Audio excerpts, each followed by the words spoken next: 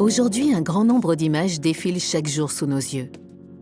Publicités, livres, photographies, elles sont partout. Nous avons tous en tête les premières images produites par l'humanité. Ces représentations d'animaux sur les parois des cavernes cherchaient déjà à représenter, à imiter le réel. Plus tard, au cours de l'Antiquité, la production et la diffusion d'images est liée à l'émergence des cités-États et des royaumes. Elles sont un magnifique symbole de puissance sur les murs d'une nouvelle architecture monumentale. On les retrouve également comme symbole de richesse en décoration des palais et des résidences.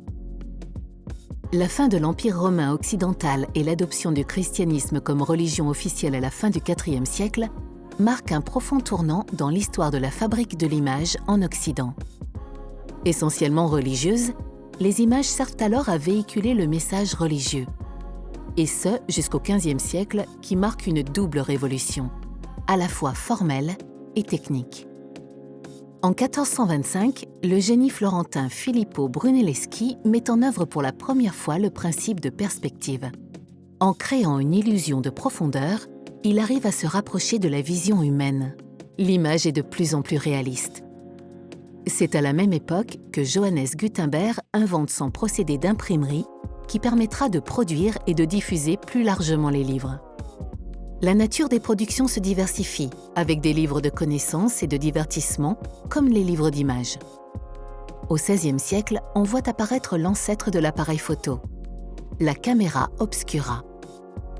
Cet objet sert tout d'abord beaucoup aux peintres pour reproduire avec plus d'exactitude la réalité.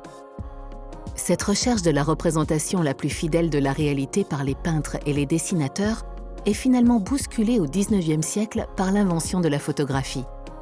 Quoi de plus fidèle au réel qu'une photo? Et avec l'essor de la presse, ces photographies se diffusent très largement. L'invention de la photographie ouvre la voie également à la prochaine étape de notre histoire de la fabrique de l'image, comment reproduire le réel en mouvement.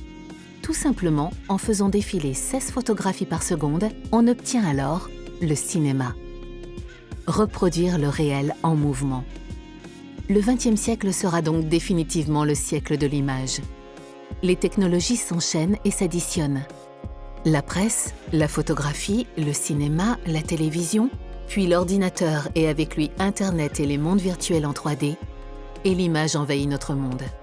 Elle devient une arme de propagande. Elle sert à vendre plus, à accompagner des révolutions et donne même naissance à de nouvelles icônes. Ces images sont diffusées en masse et portent les questionnements de notre monde. Au XXe siècle, l'image personnelle, principalement la photographie et les films de famille, avait une fonction mémorielle. Mais au XXIe siècle, l'essor des réseaux sociaux et des smartphones change notre rapport à la photo personnelle, devenue publique. Elle sert désormais une mise en scène de soi. Chacun, producteur et diffuseur d'images, comprend désormais son pouvoir.